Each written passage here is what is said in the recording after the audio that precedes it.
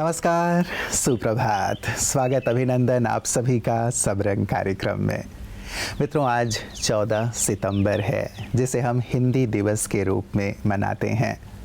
आज ही के दिन 1949 को राजभाषा के रूप में हिंदी को स्वीकार किया गया था।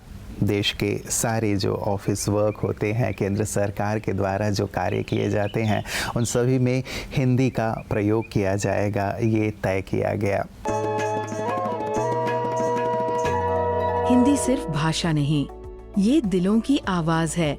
ये वो जुड़ाव है जो गांव से शहर तक, उत्तर से दक्षिण तक हमें एक डोर में बांधता है। 14 सितंबर हिंदी दिवस हमें याद दिलाता है कि अपनी मातृभाषा से प्रेम करना, अपनी जड़ों से जुड़े रहना है। आज जब पूरी दुनिया ग्लोबल हो रही है, तब भी हिंदी अपनी सहजता और मिठास से सबको आकर्षित करती है। आइए इस दिन हम ये संकल्प लें, हिंदी बोलने में गर्व महसूस करें, लिखने पढ़ने में उत्साह जगाएं और आने वाली पीढ़ियों को इसकी महिमा समझाएं।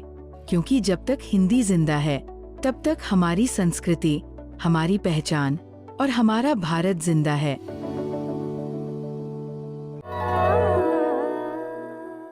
कहा जाता है मित्रों, हिंदी में कहा जाता है कि खूबी और खामी दोनों ही होती है हर इंसान में।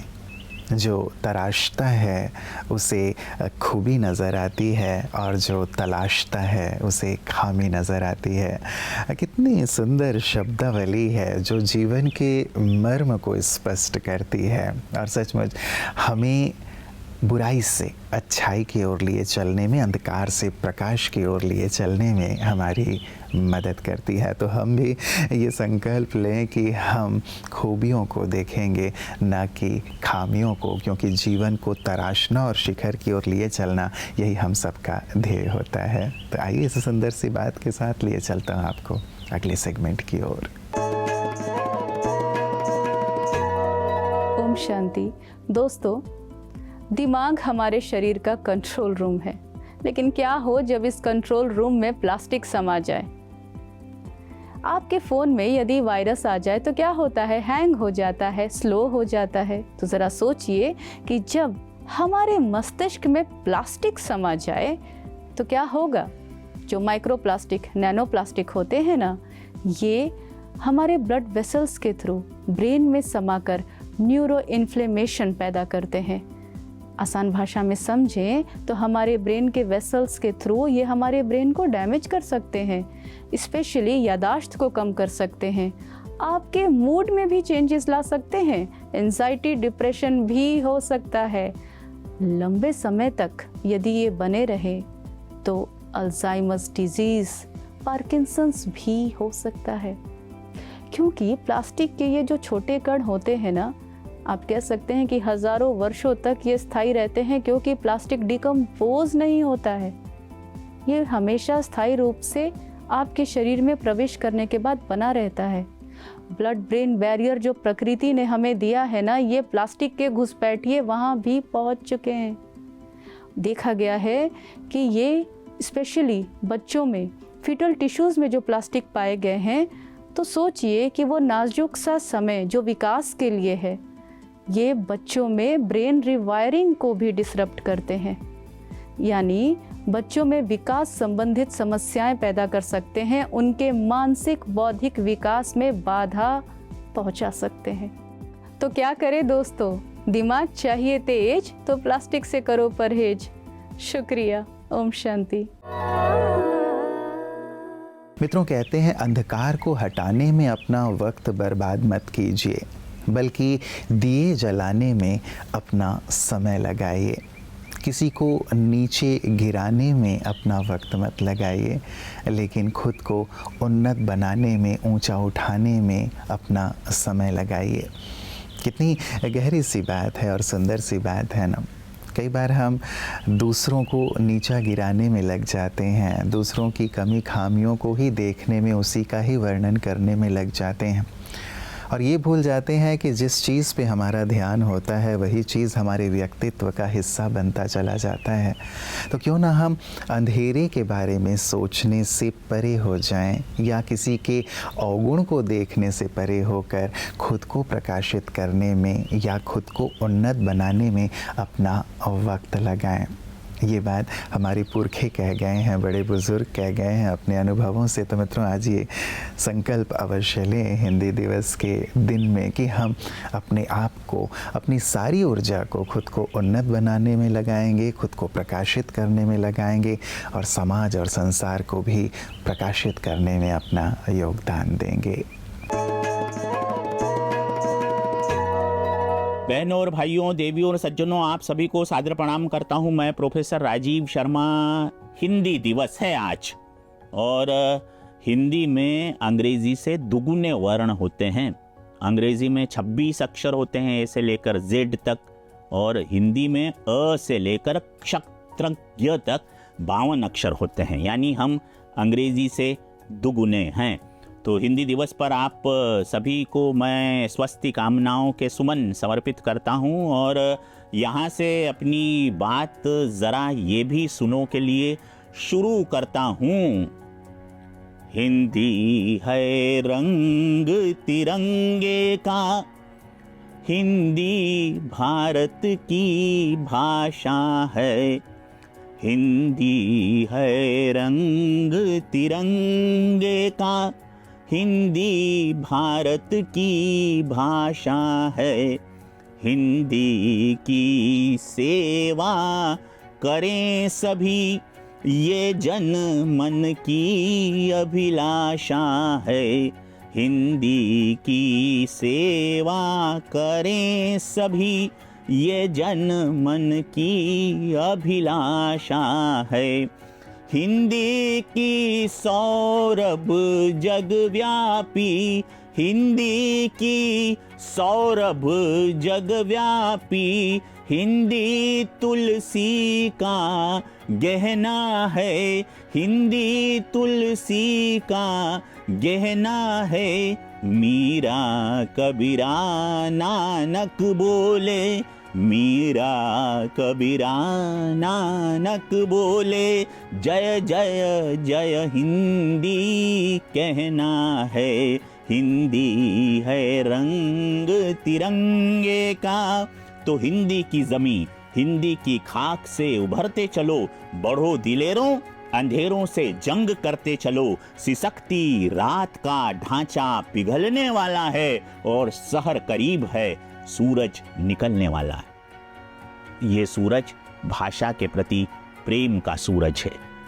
इसीलिए ब्रह्मा बाबा की मुरलियां जो सुनाई जाती है, शिव बाबा के महावाक्य जो सुनाए जाते हैं, उसमें सामान्यतः पहले जो गीत बजता है वो प्यारी हिंदी का होता है, क्योंकि हिंदी भारत माता के ललाट पर लगी हुई सौभाग्य सूचक बिंदी है। जय हिंदी। मित्रों, हमारे बड़े बुजुर्ग कह गए हैं कि जब कभी किसी में गुण दिखाई दें तो अपने मन को कैमरा बना लीजिए, और जब किसी में अवगुण दिखाई दें तो अपने मन को आईना बना लीजिए। क्योंकि गुण को हम कैमरे में कैप्चर कर लें, हमेशा के लिए अपने ज़हन में बिठा लें, उसकी आवश्यकता है। उसके अनुरूप हम भी बनने का प्रयास करें, उसके प्रतिरूप बनने की कोशिश करें, ये बहुत अच्छी बात होगी।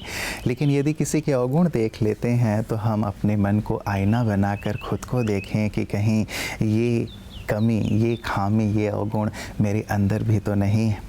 क्योंकि जैसे उसका अवगुण मुझे अच्छा नहीं लग रहा है, तो यदि वो चीज़ मेरे अंदर भी होगी तो औरों को अच्छी नहीं लगेगी।